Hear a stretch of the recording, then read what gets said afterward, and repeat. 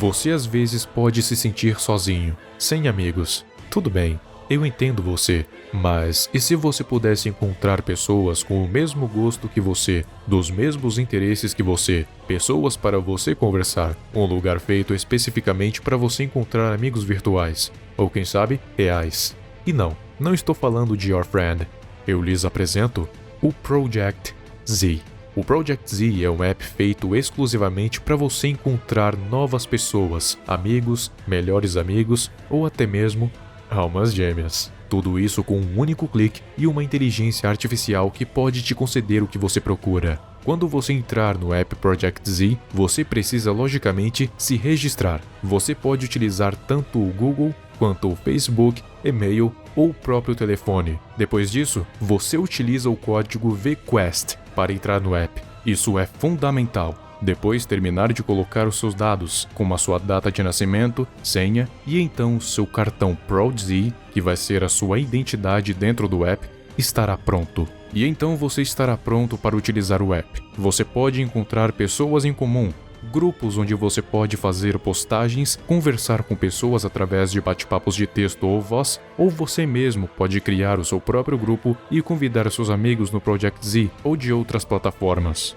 Se você não quiser entrar em grupos, não há problema, porque há chats com temas diversos. Basta você ver qual é o melhor que se encaixa com você e seu perfil, e aí é só conversar com várias pessoas. E não se preocupe, porque também há o sistema de Rich Text, que são os recursos como alterar a cor da fonte, fundo da fonte, negrito, itálico, etc.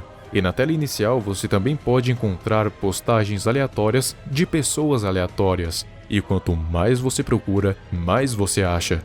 Baixe Project Z e deixe a sua solidão para trás. Link na descrição. E não esqueça de utilizar o código VQuest para entrar. Agora, vamos para o vídeo.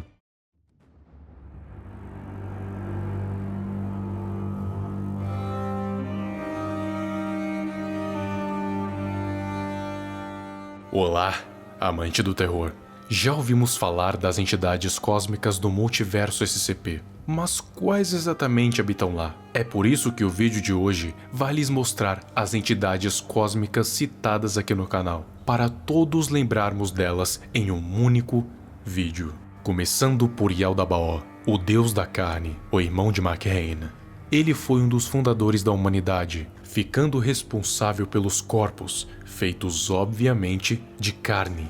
Ele é dito como impulsivo e cego pelos sentimentos, tanto é que fez o que fez e acabou sendo selado pelo seu irmão Mak'ghain. Se você já conhece o Sarkicismo, sabe que lá eles são a favor dos ideais de Yaldabaoth, mas não significa que eles o adoram. Eles apenas acham que ele foi o principal criador da vida em todo o multiverso, e em partes foi mesmo. Mas eles não o cultuam, e sim cultuam o seu Messias, Gran Karcist Ion. E Yaldabaoth seria meio que subserviente a ele, embora outros digam que Karcist seja o fantoche do deus da carne. Ele é capaz de manipular toda a matéria orgânica presente no multiverso, já que tecnicamente ele as teria criado. Então, ele pode manipulá-las como quiser, isso incluindo corpos orgânicos de seres vivos e mortos. Ou seja, ele pode transformar a matéria orgânica no que ele quiser. E dizem até que a habilidade dos manipuladores da realidade vem de um desequilíbrio nos componentes de Mak'ghain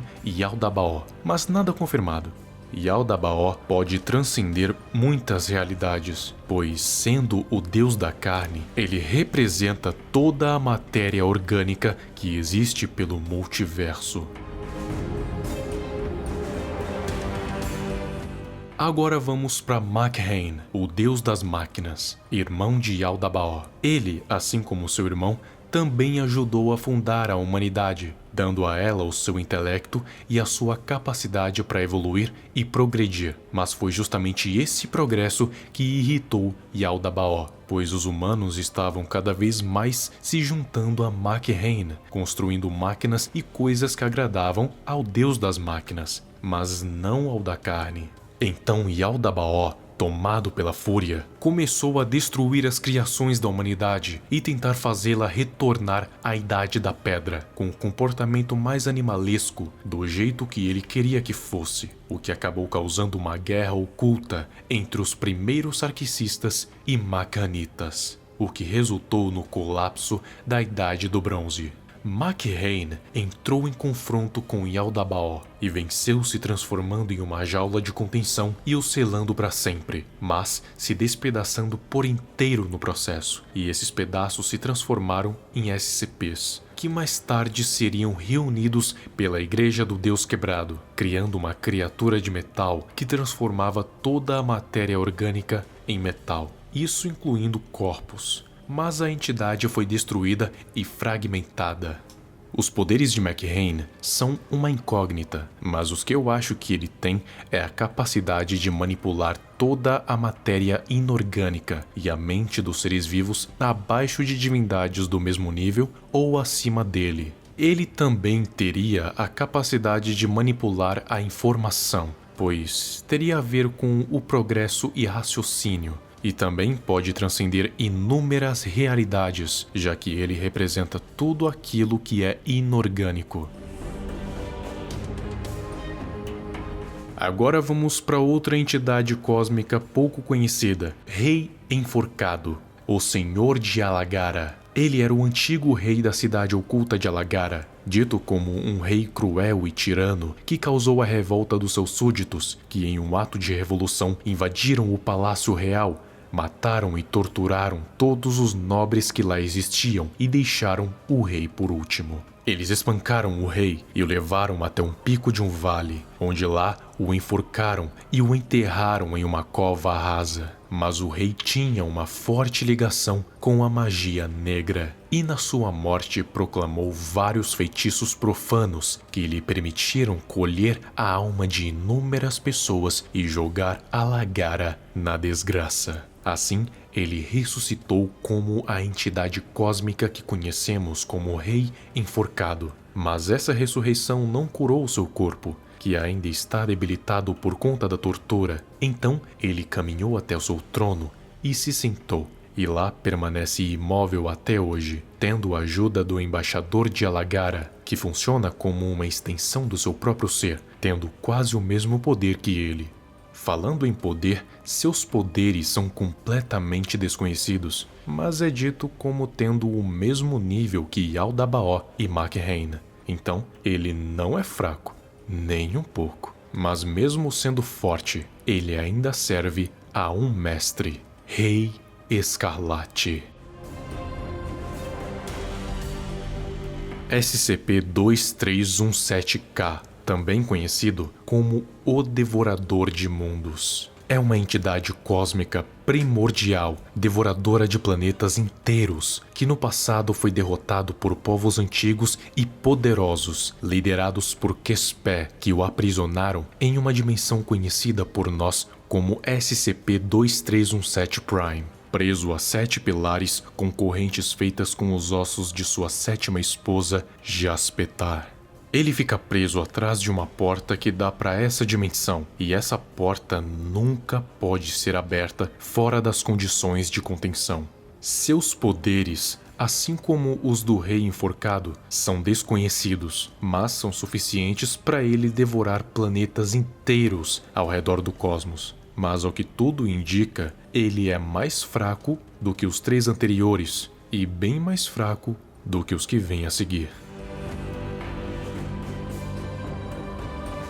Indo agora para os Irmãos Morte, os 3 ceifadores primordiais. Eles nasceram praticamente juntos, vindos da escuridão, sendo mais velhos que a própria criação, pois eles mesmos que moldaram-na como ela é. Os 3 irmãos são a Pequena Morte, que é a morte que nós conhecemos, que é responsável por ceifar as almas individualmente, sendo o mais fraco dos 3 irmãos, mas ainda assim sendo muito mais poderoso do que a maioria dos deuses anciãos e as outras entidades cósmicas. Grande Morte é aquele responsável pelas catástrofes massivas, sendo desastres naturais ou não naturais, coletando um número extenso de almas, mas que não é ilimitado, e tem a morte total, ou a morte de todos, que foi o primeiro dos irmãos Morte a nascer, sendo também chamado de Ancião. Ele quem foi o principal modulador da criação, sendo responsável pelo início de todas as coisas e que também vai ser pelo fim de todas as coisas, levando as almas de todos os seres que habitam no multiverso a algum dia muito distante.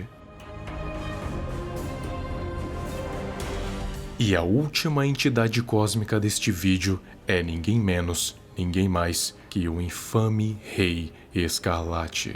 Acho que quem conhece pelo menos um pouco do multiverso SCP sabe que o Rei Escarlate dispensa apresentações. Ele é um deus ancião surgido bem no começo da criação, junto com vários outros. Só que ele veio a nascer em um local escuro, sombrio e tenebroso. E ao contrário dos outros que também nasceram lá, ele viu a existência não como uma dádiva divina, mas sim como uma terrível e dolorida maldição, tanto para ele mesmo quanto para outros. Por isso ele criou um ódio mortal por ela e jurou por sua vida e morte que acabaria com a árvore do conhecimento, a fonte de toda a criação.